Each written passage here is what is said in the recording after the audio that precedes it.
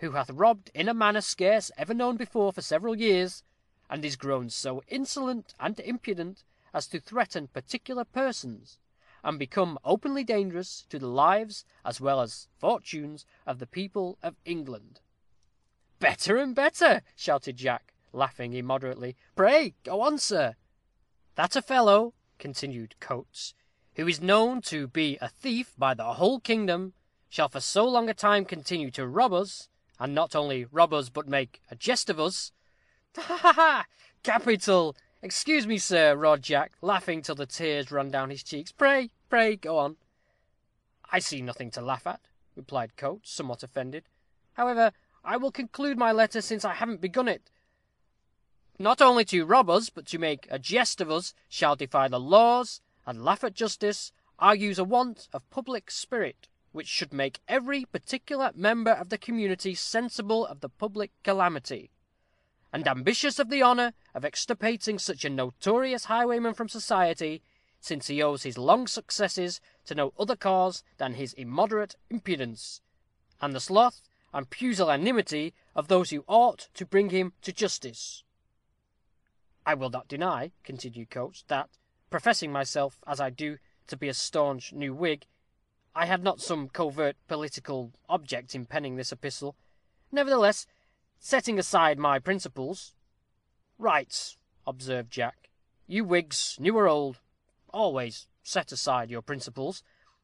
"Setting aside any political feeling I may entertain," continued Coates, disregarding the interruption, "I repeat, I am ambitious of extirpating this modern Cacus, this Autolycus of the 18th century."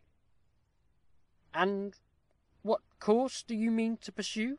asked Jack; "for I suppose you do not expect to catch this Autolycus, as you call him, by a line in the newspapers." "I'm in the habit of keeping my own counsel, sir," replied Coates, pettishly; "and to be plain with you, I hope to finger all the reward myself." "Oons! Is there a reward offered for Turpin's apprehension?" asked Titus. "No less than £200," answered Coates; "and that's no trifle, as you will both admit. Have you not seen the king's proclamation, Mr. Palmer?"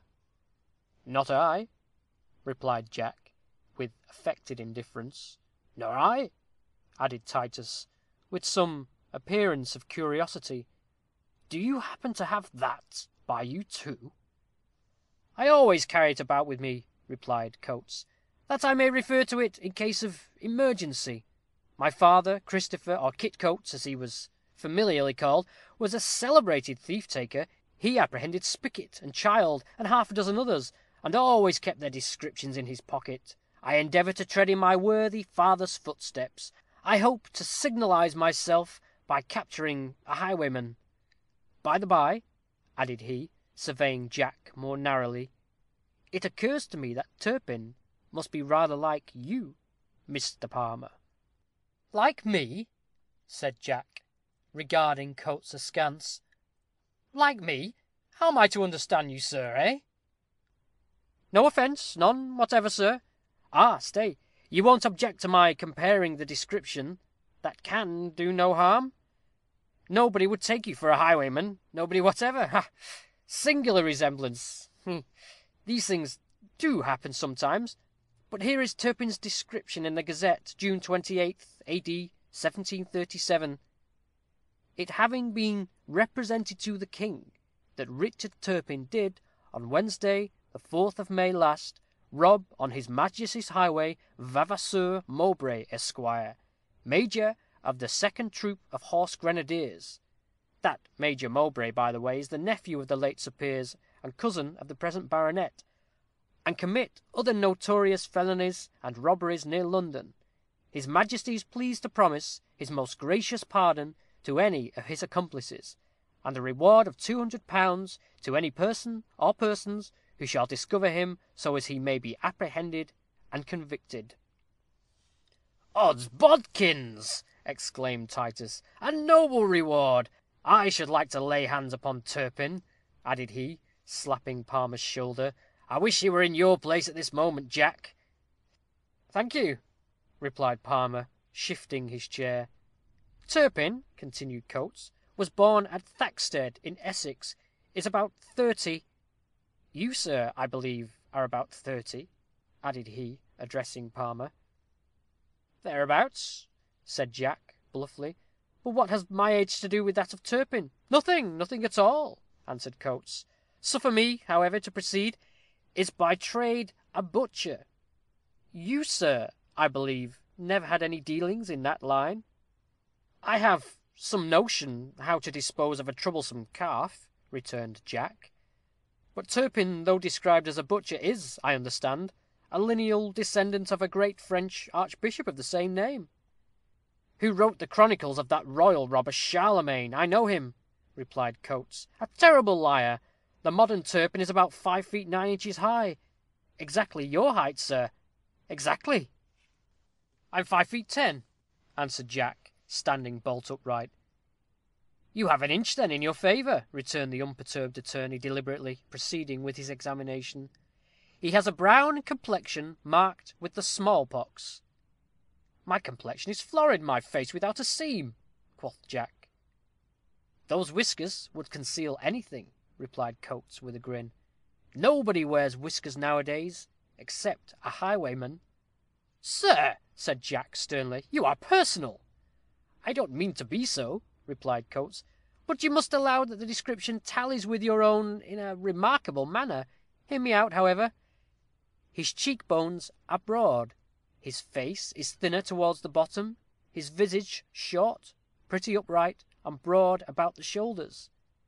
Now, I appeal to Mr. Tyrconnel if all this does not sound like a portrait of yourself.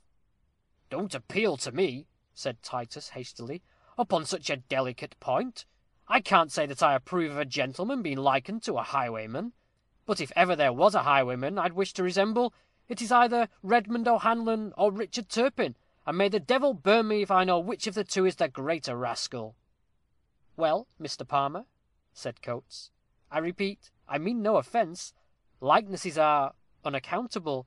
I am said to be like my Lord North. Whether I am or not, the Lord knows. But if ever I meet with Turpin, I shall bear you in mind. Ah, if ever I should have the good luck to stumble upon him, I have a plan for his capture which couldn't fail. Only let me get a glimpse of him, that's all. You shall see how I dispose of him. Well, sir, we shall see, observed Palmer. And for your own sake, I wish you may never be nearer to him than you are at this moment. With his friends, they say Dick Turpin can be as gentle as a lamb. With his foes, especially with a limb of the law like yourself, he's been found but an ugly customer.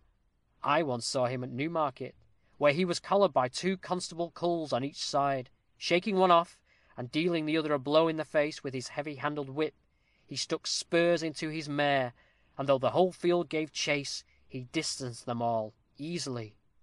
And how came you not to try your pace with him, if you were there, as you boasted a short time ago? Asked Coates. So I did, and stuck closer to him than anyone else. We were neck and neck. I was the only person who could have delivered him to the hands of justice, if I'd felt inclined. Zounds, replied Coates, if I'd had a similar opportunity, it should be neck or nothing. Either he or I should reach the scragging post first. I'd take him dead or alive. You take Turpin? Cried Jack, with a sneer. I'd engage to do it, replied Coates. I'll bet you 100 guineas I'd take him, if ever I have the same chance.